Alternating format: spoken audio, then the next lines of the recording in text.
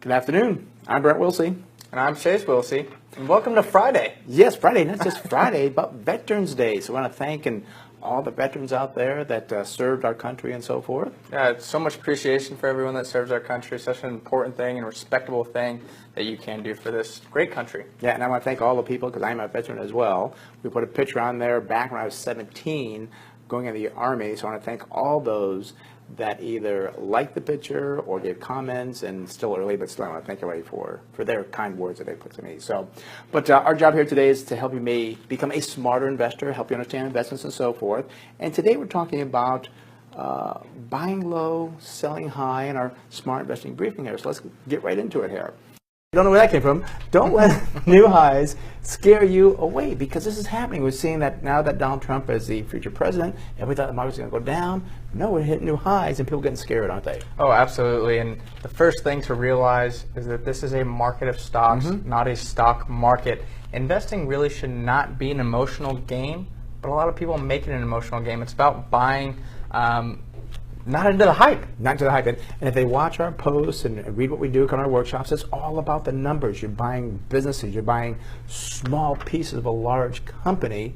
You're not buying a stock, a gambling chip. It just, look at what you're doing here. Yeah, and as I said, it's a market of stocks. Now what this means, I like to use this analogy, it's like going in the grocery store or market. And you go around, you don't go and you just pick up a basket and you leave. You know, the pre-selected basket. No, you pick up your basket and you go around and say, oh, I want this and I want that. Well, that's how you should build your portfolio. You shouldn't go in and select a pre-selected mutual fund or the S&P 500. You should go around and find those good quality companies to invest in. Right. Now let's talk about why this is so hard to do. We're talking about buy low and sell high. Now we all know it's supposed to buy low, but what people don't get is when things are low is when there's concerns like, oh my gosh, who's going to win the election? Oh my gosh, Greece. Oh my gosh, we're going to lose our AAA credit rating. That is when you have to buy, because that's when things are low. When you have to sell high, people do what? They get all emotional again. Oh, absolutely. And you know, it's if everything was going great, you would never get a good deal. Right. A lot of times when you get those deals at supermarkets, it's because they made too much of a certain product, so they have to discount it. You got to find those discounts in the market like you would shopping a lot of the times. And you know, you got to be patient. That's the most important thing when it comes to investing. And don't panic sell. Be a wise investor. A lot of that comes with common sense and patience, and that's how you make money in the market. And also too, people don't want to sell high because they're so happy they made all this money, like, oh, this is the best ever. So their emotions take over on the other side where they're so happy they did well. But no, that's when you have to sell. When you're happy you did well, you got to get out. So important to be patient and don't panic sell, because that's what a lot of people did before the election. Absolutely. Yeah. So what we thought we'd do today for you is actually give you a company that we think could be a good buy. Let's talk about that company. Capital One Financial. We thought about getting our outfits for our Viking uniforms like they do, but we thought, no, we won't do that today. But Capital One right now, current price on 81. Their high is 81.25, the low 58. We see it went up, came back a little bit. Now it's going back up again. So let's check the numbers to see if this is probably when something bad happened and perfect time to buy. Yes, exactly. Yes, exactly. Good. Actually, this is probably when Hillary started to lead, and bank regulations are going to be ruined. And yes, you're exactly right. You're exactly right. So breaking the numbers down for you, looking at Capital One Financial, we see sales are up 10.7%.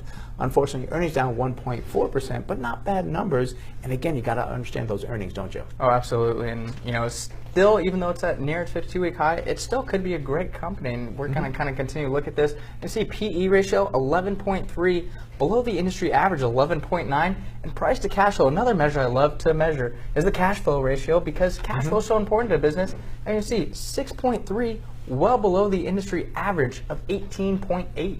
So great valuations to start here. Right. I want to point out to Robert Schiller, Professor Robert Schiller, a Nobel Peace Prize winner, went back to 1870, shows if you buy companies around 10, 12 times earnings, you do pretty well. When you pay 15, 20 times earnings, you don't do so well. And you got to make sure they have a strong balance sheet. Yes, strong balance sheet every time. I didn't see no current ratio. Well, that's because the company's a bank, so they have a little bit different structuring here. Debt to equity, 90.2%. Again, I will warn you that you have to really understand the balance sheets for these financial companies.